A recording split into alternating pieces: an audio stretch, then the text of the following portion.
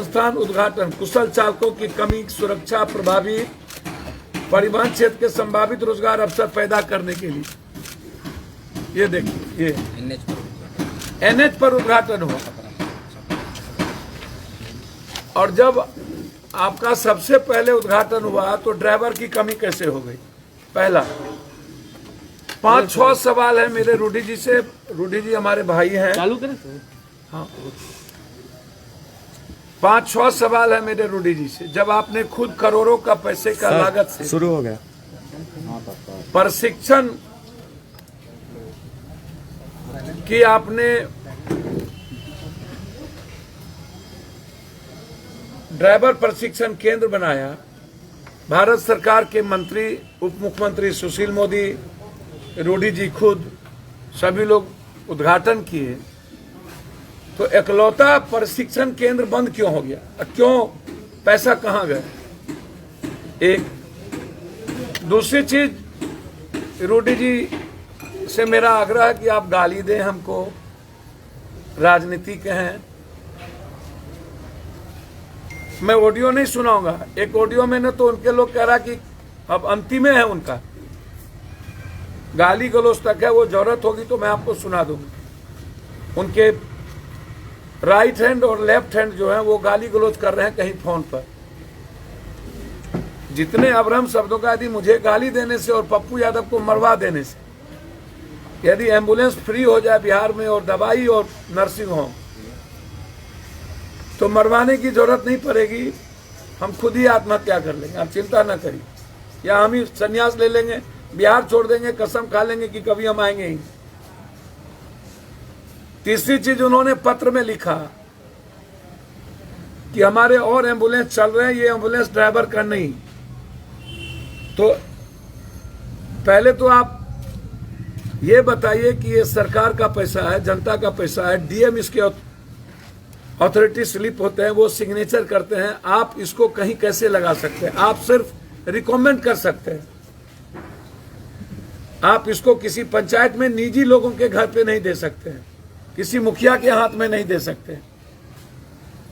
आप या तो सदर अस्पताल में होगा, या तो ब्लॉक के अस्पताल में, या तो पंचायत में कोई सरकारी अस्पताल है तो वहां के द्वारा यह संचालित होगा। तो ये जिम्मेदारी ड्राइवर रखनी और ड्राइवर नहीं रखने की जिम्मेदारी सरकार की है। मैं बार बार कहता हूं कि इच्छा शक्ति की कमी है नेताओं के भीतर, नियत सही नहीं है, कोई प्रिंसिपल नहीं है इन नेताओं के भीतर कि कब हमको क्या करना चाहिए। जब मरने लगेंगे तो डॉक्टर की बहाली SR 18 के बाद आज तक बहाली नहीं हुई। ये कहते हैं कि प्रशिक्षित ड्राइवर, जब लाइसेंस किसी ड्राइवर को मिलता है तो वो प्रशिक्षित हो जाता है। किस ड्राइवर को हैवी लाइसेंस की जरूरत है और किसको नहीं जरूरत है।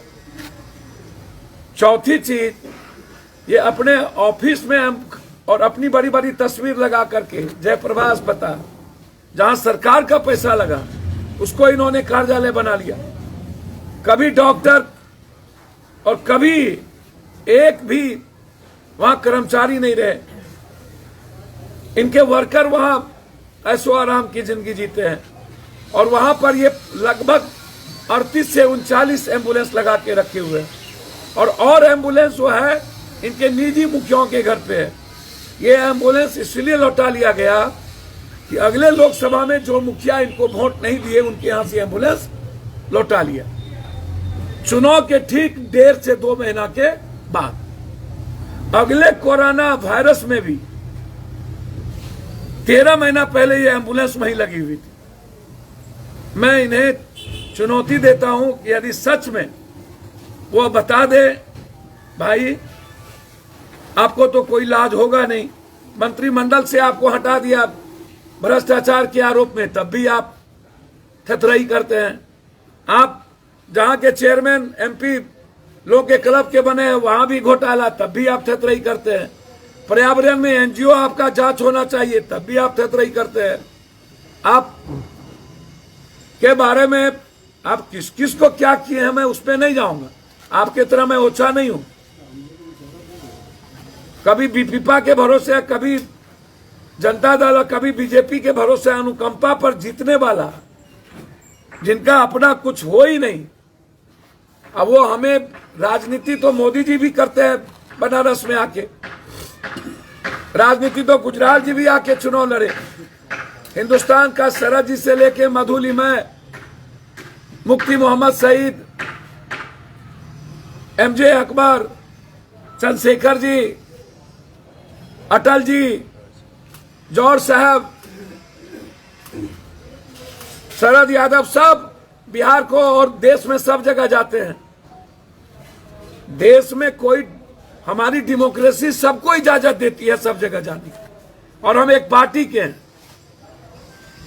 मधेपुरा घर नहीं है, बिहार घर है मेरा, और हम बिहारी हैं। जितने रूढ़ी जी आप लोग सब मिल के लूटे होंगे ना, उतना हम एक महीने में बांटते हैं।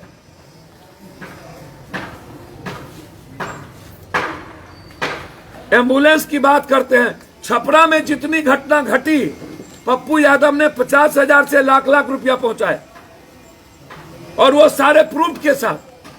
आप एक भी मर्डर और घटना में आज तक नहीं गए, लिस्ट फिरहस्त है। हमारी कोई निजी दुश्मनी नहीं है, लेकिन मेरा सवाल है कि जो एम्बुलेंस का पैसा आपने चलवा के लिया, वो कहां रखा? एफआईआर होना है। वो आप निजी पैसे कोष में नहीं रख सकते थे, सरकार का पैसे का गबन हुआ है। तो जब सरकार के पैसे का गबन हुआ तो एफआईआर होगा ना, इंक्वायरी होगी ना।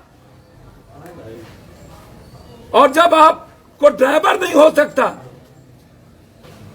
मोदी है तो मुमकिन है, तो फिर आप रिजाइन कर दीजिए।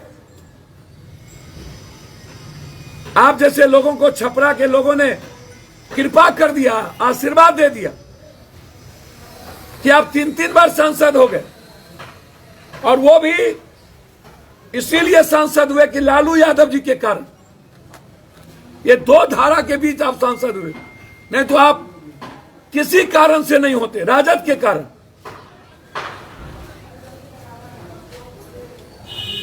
आप ज्ञान सिखाने लगे।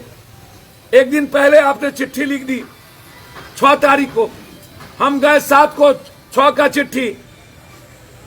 ये डीएम पर भी इंक्वायरी होना चाहिए कि ये चिट्ठी कब गई। 1 साल 1.25 साल से लगी हुई एम्बुलेंस, तब चिट्ठी नहीं। ट्वीट खेलने वाला ये ललबबुआ लोग, ये बिना स्नो पाउडर वाले नेता, इश्क और मुस्क में भरदीद रहने वाला, आंख मिचौली खेलने वाले रूडी जी, पूरी दुनिया को पता है आपके बारे में।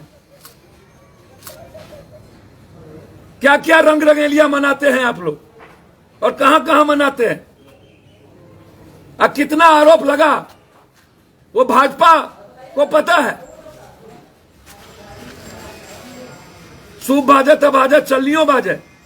शीशे के घर में रह करके पत्थर फेंकते हैं। एफआईआर लॉन्च होना चाहिए कि सरकारी पैसे का दुरुपयोग हुआ। सरकारी पैसे का एम्बुलेंस निजी घर में क्यों? सरकारी पैसे का एम्बुलेंस का पैसा कहां गया? और जिस सरकार को, बीजेपी की सरकार है, जिस सरकार को ड्राइवर देने की और एम्बुलेंस के बगैर पूरा बिहार में लोग मर रहे हैं।